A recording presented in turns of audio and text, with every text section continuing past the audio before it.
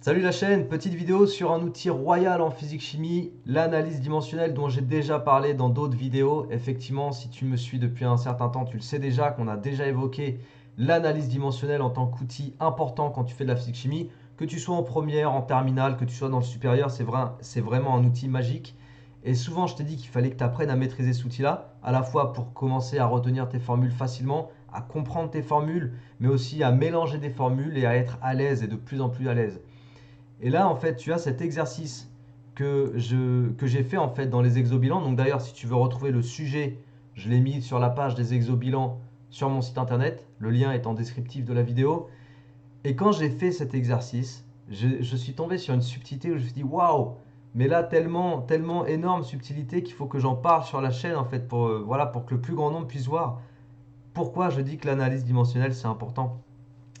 Eh ben, je vais t'en parler, voilà, concrètement, c'est ça le but de cette vidéo, c'est de te montrer de façon concrète sur une situation réelle d'un exercice que si tu n'utilises pas l'analyse dimensionnelle sur une relation, tu peux carrément passer à côté de la bonne réponse, concrètement. Je te dis rapidement en deux mots le contexte de l'exo parce qu'on ne va pas faire la résolution, je vais partir directement d'une relation déjà établie. Il faut retrouver la viscosité d'une huile. Le but de l'exercice, il est là. Il faut retrouver la viscosité d'une huile utilisée dans une expérience. Pour faire ça, on a différentes données, ok? Et à un moment dans l'exercice, on retrouve l'expression de la viscosité en fonction des paramètres, de différents paramètres. Donc je vais te les montrer tout de suite. Voilà, on retrouve cette relation-là. Et les différents paramètres de la relation, c'est la masse du système. Donc le système est une balle. Tu vois, il y a la masse, petit m, l'intensité de pesanteur, le rayon de la balle, ok. Le système est une balle, encore une fois, donc tu as son rayon. La vitesse limite atteinte par la balle, donc l'expérience c'est qu'on laisse tomber une bille ou une balle dans un récipient qui contient de l'huile. Et puis à un moment donné, la balle atteint une vitesse constante parce que à un moment donné, la vitesse n'évolue plus. Donc vitesse limite. Donc on a la vitesse limite et on a le volume de la balle et la masse volumique de l'huile. Ok. Donc je t'ai mis les valeurs ici. Je t'ai mis les valeurs. G 9,80, tu connais déjà, mais surtout, je t'ai mis les unités. Donc, les unités de l'intensité de pesanteur, mètres secondes moins 2. L'unité du rayon de la balle, c'est des centimètres dans l'énoncé. L'unité du volume de la balle, centimètre cube. L'unité de la masse volumique qui donne dans l'énoncé, grammes par centimètre cube. L'unité de la masse donnée dans l'énoncé, c'est des grammes. Et l'unité de la vitesse limite qu'on retrouve sur un des graphiques de l'énoncé, c'est des centimètres par seconde. Donc on a toutes ces indications-là. Et on doit retrouver, comme je te l'ai dit, on doit retrouver une masse volumique en pascal seconde. Ok? Donc il faut retrouver des pascals secondes. Donc la question qu'on doit se poser normalement, naturellement, la question qu'on doit se poser c'est est-ce que j'ai besoin de convertir? Tu peux partir sur des généralités, des réflexes plutôt communs du style on est en physique, je passe mes masses en kilogrammes. Tu peux avoir ce genre de réflexe. Ou bien du style en général les centimètres, je les passe en mètres. Les unités métriques, je les passe en mètres. Les volumes, du coup mètres cubes. Tu peux partir sur ce genre de raisonnement. Mais comme tu es dans une situation où il faut retrouver une unité un peu spécifique que tu manipules pas tous les jours, en l'occurrence des pascals secondes, tu ne sauras pas si globalement, en ayant fait tes conversions classiques, genre centimètre en mètre, centimètre cube en mètre cube, gramme en kilogramme, tu sais pas si tu vas retrouver des pascals secondes. Parce que c'est quoi en fait des pascals secondes? Donc la première partie de la vidéo, je vais te montrer comment travailler sur de l'analyse dimensionnelle pour voir ce que donnent des pascals secondes, l'équivalent des pascals secondes en utilisant des kilogrammes, des masses, des mètres, etc. En gros, donc la vidéo démarre ici surtout. Ouvre grand bien tes oreilles. Une pression, c'est défini comme une force par unité de surface. Ça, c'est ce que tu vois, notamment dans le cours de statique en première spé physique chimie. Une force, c'est des newtons. Une surface, dans cette relation, c'est des mètres carrés. Et ça te sort une pression en pascal. Donc ici, on découvre que des pascals, c'est équivalent, je mets 3 traits pour dire équivalent, c'est équivalent à des newtons mètre carré. Des newtons par mètre carré. Ok? Première chose. Du coup, des pascals secondes, des pascals fois des secondes, donc ça je le déduis, ce serait équivalent à des newtons mètre moins 2 fois seconde. Mais ça m'avance pas. Parce que newton, nulle part ici j'ai des newtons. Donc j'ai besoin d'autre chose. Qu'est-ce que c'est des newtons? Et là, je pense à ma relation. Moi, je me suis toujours servi de celle-là. Quand j'ai voulu retrouver par moi-même l'équivalent entre l'unité de force Newton et les autres unités classiques, genre kilogramme, masse, seconde, je me suis toujours servi dans ma scolarité de la relation P égale mg. Toujours, toujours, toujours. Parce que le poids, c'est une force. Donc c'est des newtons. M, c'est une masse dans cette relation en kilogrammes. Et G, une accélération en mètres secondes moins 2. Du coup, tu l'as ici. L'équivalent des newtons, c'est des kilogrammes mètres secondes moins 2. Ok? Donc je vais pouvoir réinjecter mes newtons ici. Et dire que des pascals secondes, c'est l'équivalent, je vais réécrire bien, des pascals secondes, c'est l'équivalent de kilogrammes, je recopie, mètre, seconde moins 2, mètre moins 2, seconde.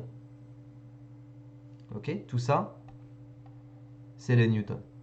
Je peux réduire un petit peu ici parce que mètre moins 2, ça fait mètre moins 1. Donc là, il faut être à l'aise aussi à travailler sur les puissances, règle des puissances. Donc mètre fois mètre moins 2, ça fait mètre moins 1. De même, seconde moins 2 fois seconde puissance 1, ça fait seconde moins 1. Et finalement, tu découvres que des pascals par seconde, c'est l'équivalent de kilogrammes mètre moins 1, seconde moins 1. Donc on en est là, et on sait que nous, on doit retrouver quelque part, pour l'unité, en fait, on sait que tout le calcul du membre de droite doit m'amener sur un résultat en kilogrammes mètre moins 1, seconde moins 1. Tu comprends le truc?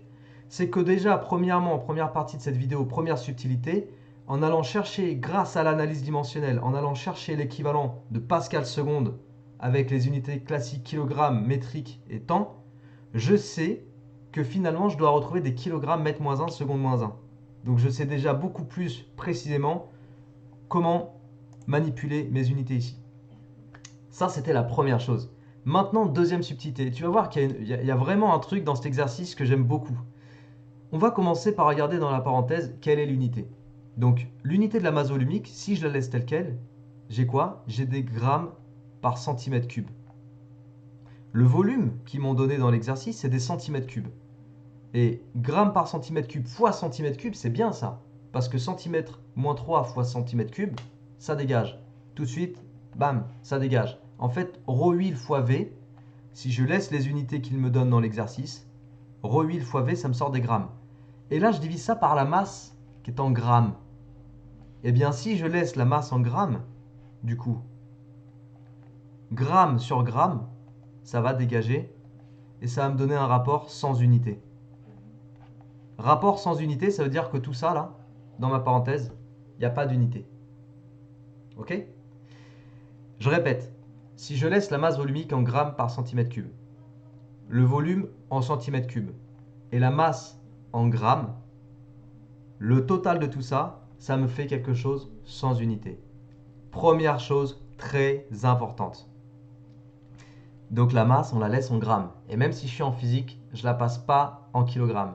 Mais maintenant, dans cette partie-là du calcul, tu as vu que la masse, elle est à nouveau là. Et j'ai besoin de kilogrammes pour la fin de mon calcul, pour mon unité finale. Donc là, cette fois-ci, ici, la masse, je la passe en kilogrammes. Tu as vu ça? Dans le même calcul, à un endroit donné, la masse, tu la laisses en grammes. Et dans l'autre endroit, tu la passes en kilogrammes. Tu as vu ce truc? C'est pas un truc de fou? Tu comprends le pourquoi de l'analyse dimensionnelle? Là, je pense que tu as saisi l'importance du truc, en fait. Bien sûr, tu tomberas pas sur ce genre de cas de figure tout le temps. Mais clairement ici, tu as intérêt à savoir manipuler tes unités parce que sinon, si tu mettais ici des kilogrammes, c'est mort. Ton calcul, il est faux. Si tu pars directement sur le principe que là, tu passes ta masse en kilogrammes parce que c'est comme ça qu'on fait en physique, c'est faux. En fait, tu trouves pas la bonne réponse. Donc là, cette masse-là, je la mets en kilogrammes parce que j'ai besoin de kilogrammes à la fin. L'intensité de pesanteur en mètres secondes moins 2. Et on va se dire, du coup, que la vitesse limite, on va la passer en mètres par seconde, parce qu'on commence à voir qu'à la fin, on veut mètre moins 1. Donc je ne vais pas laisser mes centimètres tels quels, je vais les passer en mètres. Et tout mis bout à bout, normalement, ça devrait me sortir du mètre moins 1. Donc la vitesse limite, je vais la passer en mètre moins 1. Et le rayon, on va le passer en mètres. Donc tout ce que j'ai ici devant la parenthèse, je te rappelle que dans la parenthèse, c'est du sans unité. Tout ce que j'ai ici devant la parenthèse, ça met quoi? Ça met des kilogrammes, mètres, seconde moins 2 sur, et au dénominateur, mètre fois mètre moins 1. Mètre fois seconde moins 1. Ok. Alors, mètre, ça dégage. Il me reste mètre au dénominateur, donc mètre moins 1. Kilogramme, ça reste tel quel, c'est tout seul. Donc, kilogramme, mètre moins 1, ça commence à sentir bon. Seconde moins 2 sur seconde moins 1. Là, il faut que tu saches faire des maths, en fait. Là, il faut que tu saches utiliser tes règles de puissance. A puissance B sur A puissance C, c'est A puissance B moins C. C'est pareil, en fait, quand tu fais de l'analyse dimensionnelle. Seconde moins 2 sur seconde moins 1, ça fait seconde moins 2 moins 1, moins 2 plus 1, moins 1. Bingo. C'est bien l'unité qu'il faut que je retrouve, c'est bien l'équivalent des pascals secondes. En faisant l'analyse dimensionnelle, dis-toi bien une chose, j'ai pu déterminer exactement quoi convertir, et ici savoir que mes centimètres par seconde, fallait les passer en mètres par seconde, et que mes centimètres de l'énoncé, fallait les passer en mètres. Avec l'analyse dimensionnelle, j'ai pu savoir que ρ et V, je les laissais tous les deux dans l'unité de base, et avec l'analyse dimensionnelle, j'ai pu savoir que ici, M, je le laissais en grammes, et que ici, M, je le passais en kilogrammes. Et si je n'avais pas fait d'analyse dimensionnelle, ça ne me permettrait pas de retrouver la bonne valeur au résultat final. Tu vois le truc? Voilà, je voulais te montrer cette vidéo, je voulais la montrer au plus grand nombre pour comprendre concrètement de quoi on parle quand on dit que l'analyse dimensionnelle c'est extrêmement important. Mais en faisant ça, on n'a même pas parlé du fait que l'analyse dimensionnelle te permet de retrouver carrément des formules et tout. Mais ça, j'en ai parlé dans d'autres vidéos. Voilà. C'est tout, j'espère que ça t'a plu et si c'est le cas, n'hésite pas à partager cette vidéo autour de toi. N'hésite pas à aller essayer de faire cet exercice, encore une fois, il est sur la page des exobilans sur mon site, donc tu as le lien en descriptif de la vidéo. Abonne-toi à la chaîne si tu n'es toujours pas abonné, comme ça tu participes à faire connaître mon travail sur YouTube. Et puis d'ici là, prends soin de toi, travaille bien et puis deviens vraiment meilleur en analyse dimensionnelle. C'est le vrai conseil que je peux te donner en physique chimie. A très bientôt, ciao.